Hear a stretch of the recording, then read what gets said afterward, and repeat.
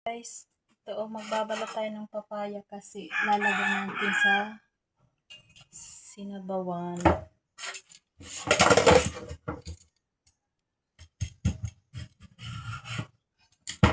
Yan guys, so ang kapal ng laman, parang sayuti.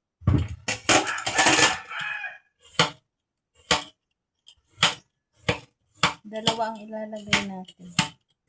Dalawang piraso.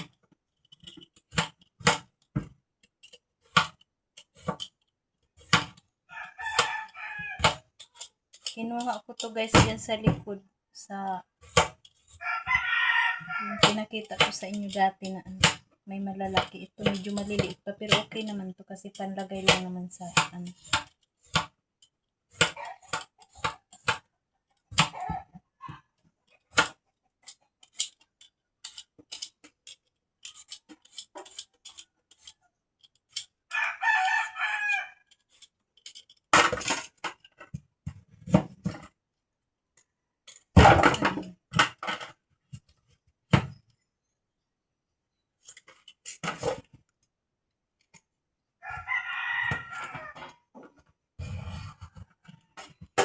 Ayan guys.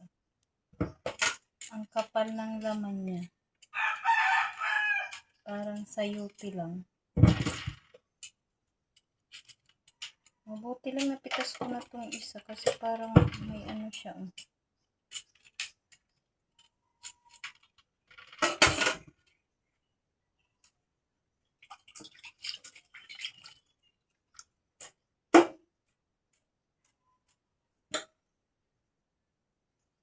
Lalagay natin yung papaya guys. Lalagay ko na.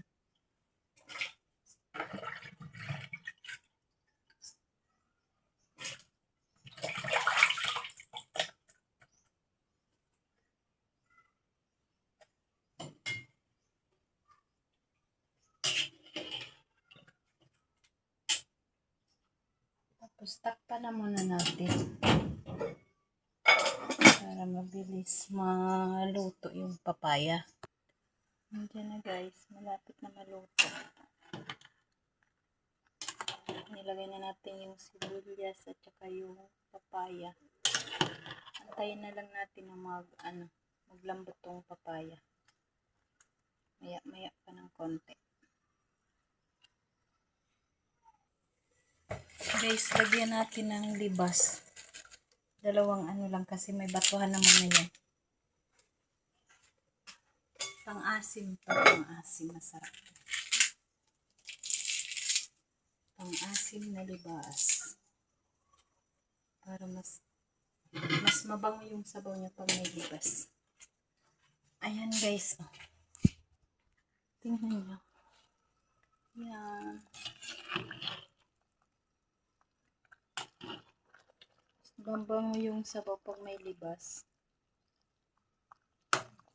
Mayumok na siya guys. Tayin na natin yung apoy kasi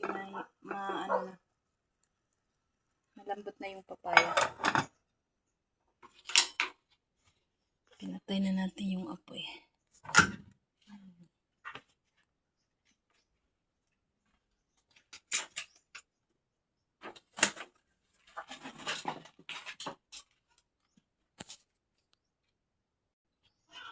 Kain na tayo guys. Ito na ang niluto ko.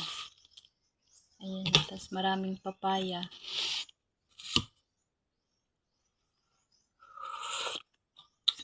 Sarap ng sabaw. Kaso ang init. Yung kinain ko na kanin yung bahaw. Sarap ng sabaw. Kaso mainit.